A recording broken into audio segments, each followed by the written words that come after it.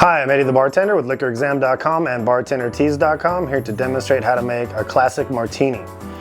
A martini can be made with either vodka or gin, so you want to clarify with your customer or your guest first. If they just order a martini, ask them, did you want vodka or gin?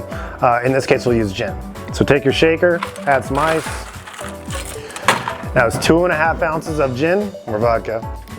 And the recipe calls for a ½ ounce of dry vermouth, right? I'm not gonna do that. I'm just gonna do a dash. I'll tell you why. Most people don't want a ½ ounce of vermouth. Some just want you to look at the bottle and that's it.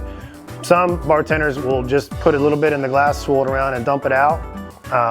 Really depends on your style, what your experiences are when you're bartending, but the recipe calls for a ½ ounce of dry vermouth. So shake it. You want it to be very cold. Give it a nice good shake. That should be good. And pour. It should be a little cloudy from all the ice crystals.